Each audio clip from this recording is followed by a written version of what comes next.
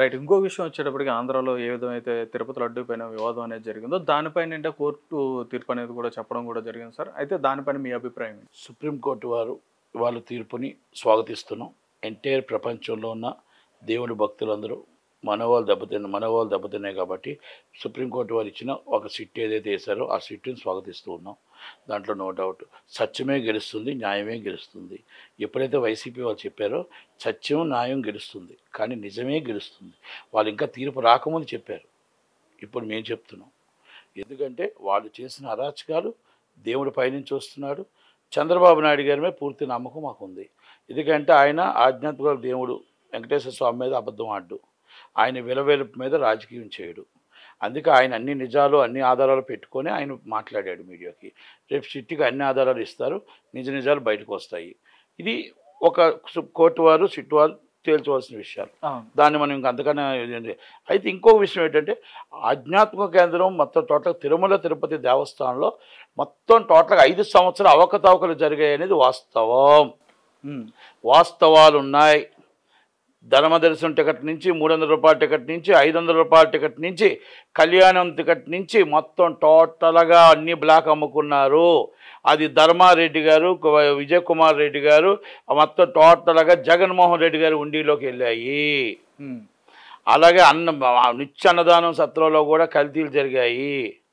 అలాగే మొత్తం టోటల్గా ఆధ్యాత్మిక ఉదయం గోవింద నామస్వరాలతో నడవలసిన మన ఆధ్యాత్మిక కేంద్రం తిరుమల తిరుపతి దేవస్థానంలో మంగ్లీ గారిని ఎవరైనా పెడతారా? మంగ్లీ గారిని పెట్టడంలో ఆమె భక్తురాలు కాదు అని నేను చెప్పట్లేదు. ఆ పోస్ట్లో ఆమె అనవరాలు అని చెప్తున్నాం. ఎందుకు అంటున్నాం అంటే ఆమె వయసులో ఉంది. ఆమె సాంగులు అన్నీ మంచి సాంగులు పాడింది, ఇంకో సాంగులు పాడింది.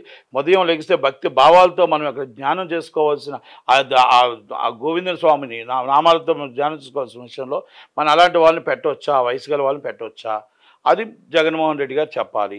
అలాగే మనం మొత్తం టోటల్గా తిరుమల తిరుపతి దేవస్థానంలో శేషాచలం అడవులన్నీ కొట్టి గంధపు చెక్కలు స్మగ్లింగ్ చేసి అడవిని నిర్వీర్యం చేసి ఆ అడవిలో ఉన్న మొత్తం టోటల్ వన్యప్రాణులన్నింటినీ కాలనటక వచ్చి ఆ మనుషులకు ఇబ్బంది పెడుతుంటే, పిల్లలకు ఇబ్బంది పెడుతుంటే అక్కడో కుంభకోణం చేశారు. కర్ర ఇచ్చారు, 300 అన్నారు. కర్రతోనంటే పుల్లిని కొట్టాలంట, మళ్ళీ కర్ర తోసుకుని పైకి వెళ్ళి కిందకు తేవాలంట. ఆ కిందకు తెచ్చి ఇస్తే 300 ఇస్తారంట. ఎన్ని వందల మంది తెచ్చి ఉంటారు కిందకి? అంటే ఇది ఒక కుంభకోణమే. 300 రూపాయలు మనిషికో కర్ర అనుకుంటారు. మనిషికో 300 రూపాయలు వసూలు చేశారు. రవిడీజం అంతే. దేవుడి భక్తిని క్యాష్ చేసుకున్నారు ప్రజలు. దేవుడి భక్తిని క్యాష్ చేసుకున్నారు, వీక్నెస్ని క్యాష్ చేసుకున్నారు. ఇవన్నీ కుంభకోణాలు కావా? మరి దాని అన్నింటి మీద చంద్రబాబు నాయుడు గారు ఎందుకు చూస్తున్నారు? సౌజ్యం చూసినట్టు పవన్ కళ్యాణ్ గారు ఆయన అన్ని కూడా సనాతన ధర్మం కోసం చక్కగా చెప్తున్నారు, అంతా బాగుంది. మరి హిందూ ధర్మం కోసం చెప్తున్నారు. మరి అక్కడ ఎందుకు వాటి మీద ఎంక్వైరీ వేయట్లేదు? వాటి మీద ఎందుకు సీరియస్గా యాక్షన్ తీసుకోవట్లేదు? ఎవరు తప్పు చేశారు వాళ్ళు ఎందుకు అరెస్ట్ చేయట్లేదు అనేది ఒకటి ఎంక్వైరీ వేయాలి. ధర్మారెడ్డి గారి మీద ఇప్పటికీ కేసు ఎందుకు పెట్టలేదు? విజయ్ కుమార్ రెడ్డి గారి మీద ఇప్పటికీ కేసు ఎందుకు పెట్టలేదు? ఎక్కడ నిజాలు తేలాల్సిన విషయాలు ఉన్నాయి. ఇది వైసీపీ వాళ్ళు చేసిన అరాచకాలు. తిరుమల తిరుపతి దేవస్థానంలో ఒక్క తిరుమల తిరుపతి దేవస్థానమే కాదు, ఆంధ్రప్రదేశ్ అన్నవరం కానీ, సింహాద్రప్పన కానీ, దుర్గగుడిలో కానీ అన్నిటిలోనే అవకతవకలు జరిగాయి. ఎండోమెంట్ ల్యాండ్లు దోచుకున్నారు, వక్ఫ్ బోర్డు ల్యాండ్లు దోచుకున్నారు, చర్చ్ బాప్టిస్ట్ చర్చ్ ల్యాండ్లు దోచుకున్నారు. వాళ్ళు దోచుకోలేనివి అంటూ ఏమీ లేవు. ఏ దేవుణ్ణి వల్ల సనాతన ధర్మం అంటే ఏ దేవుడైనా పవిత్రత, ఎవరి దేవుడు వాళ్ళకు గొప్ప. మా దేవుడు మాకు చాలా గొప్ప. హిందూ వెంకటేశ్వర స్వామి చాలా గొప్ప. క్రిస్టియన్ యేసుప్రభు చాలా గొప్ప. అల్లా ముస్లిమ్స్కి చాలా గొప్ప. వాళ్ళ దేవుడు వాళ్ళ పవిత్రత గొప్ప. అలాంటప్పుడు మనం ఇక్కడ మొత్తం టోటల్గా ఇష్టం వచ్చినట్టు అన్నీ దోచుకున్నాడు.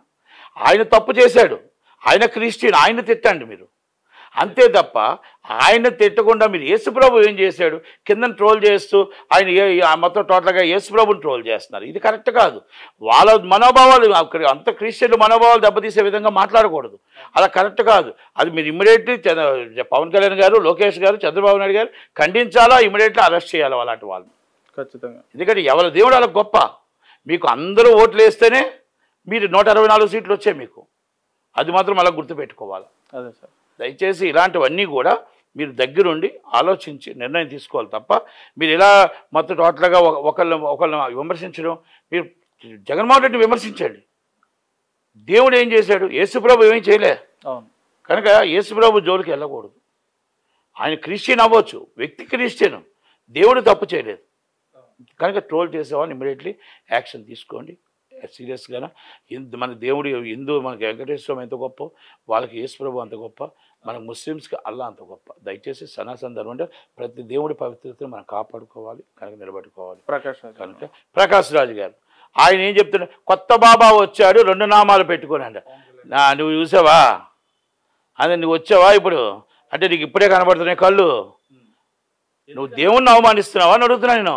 నీకు బ్యాలెన్స్ తప్పిపోయాడు, విలువలు లేని వ్యక్తితో మనం మాట్లాడడం వేస్ట్. విలువలు లేవు ఆయనకి. విలువలు ఉంటే ఆయన ఎప్పుడో రేవణ్ణ పద్యాలు ఆ 2500 వీడియోస్ వాళ్ళ సేమ్ దోస్తు కుమారస్వామి గారు రేవణ్ణ గారి దోస్తు వాళ్ళ కుటుంబం చేసేటప్పుడు తప్పిది అని అడగాలి. కేటీఆర్ గారి మీదకి నిన్న అభియోగం వచ్చేటప్పటికి వెంటనే ఇలాంటి మాటలు తప్పు అని వచ్చాడే. అంతకుముందు రేణు దేశాయ్ గారిది కానీ, అంతకుముందు అంజలీదేవి గారిది కానీ, అంతకుముందు డ్రగ్స్తో ఉన్న వాళ్ళని కానీ, ఇండస్ట్రీలో జానీ మాస్టర్ కానీ, ఆ వాటిల మీద ఎప్పుడైనా ఒక్క రోజున మీరు వచ్చారా, మాట్లాడారా? మీకు పవన్ కళ్యాణ్కి పడదని ఆ దేవుని మొత్తం హిందుత్వాన్ని మీరు వ్యతిరేకించడం. బాబా వచ్చాడు, ఎస్ ఆయన హిందూ, ఆయన దేవుడు గొప్పవాడు, ఆయన దేవుడిని ఆయన పూజించుకుంటున్నాడు. నీకెందుకు బాధ, నీకెందుకు సరదా? నువ్వు నోరు దగ్గర పెట్టుకో ప్రకాష్ రాజ్. నువ్వు పవన్ కళ్యాణ్ గారికి మాట్లాడేటప్పుడు నువ్వు మాట్లాడుకో, నేను కాదు అని చెప్పట్లేదు. నువ్వు ఇంతకుముందు మాట్లాడావు సెక్యులరిజం, ఎస్ కరెక్ట్, మన సెక్యులర్ రాజ్యంలో బతుకుతున్నావు, అందరూ బతకాలి, అందరూ ఉండాలి. కానీ ఆయన భక్తిని నువ్వు చెప్పే రైట్ నీకు లేదు. కొత్త బాబా వచ్చాడు, 2 పంగనామాలు పెట్టాడు, ఇది నువ్వు హిందుత్వాన్ని నువ్వు వ్యతిరేకిస్తున్నావు వ్యక్తిగతంగా. నువ్వు కంగనా రావత్ గారికి మధ్య జరిగిన అన్యాయానికి నువ్వు మాట్లాడేవా? దేనికి మాట్లాడాను? ఎక్కడో నీ అవసరానికి నీ అవకాశాలకు మాట్లాడేటప్పుడు ఈజ్ నాట్ కరెక్ట్ అని నేను చెప్తున్నాను. అది ఎందుకంటే ఇలాంటివి మాట్లాడితే ఫ్యాన్స్ కూడా చూస్తూ ఊరుకోరు. ఎందుకంటే ఇది నీ విజ్ఞతకు వదిలేస్తున్నావు, వదులుతున్నావు. నీకు బ్యాలెన్స్ తప్పాయని మాత్రం అర్థమవుతుంది. పవన్ కళ్యాణ్ గారు మాట్లాడి నువ్వు బ్యాలెన్స్ తప్పిపోయావు, ఇది మాత్రం నేను చెప్పగలుగుతా. ఒకటి, పవన్ కళ్యాణ్ గారు కానీ అందరూ కూడా దయచేసి చంద్రబాబు నాయుడు గారు కానీ లోకేష్ గారు కానీ ఇలాంటి ట్రోలింగ్స్ కానీ ఇమ్మీడియట్గా కానీ యాక్షన్ తీసుకోకపోతే రేపు ఇబ్బందికరంగా వస్తుంది. దయచేసి ఒక్కసారి ఆలోచించమని పెద్ద మనసుతో మనం చేస్తూ thank you very much. Hit TV app ని డౌన్లోడ్ చేసుకోండి. ఇందులో short news, live news, entertainment movies అన్ని అవైలబుల్ గా ఉన్నాయి. Please download hit TV app. Hit TV app ని ఫ్రీగా డౌన్లోడ్ చేసుకోండి.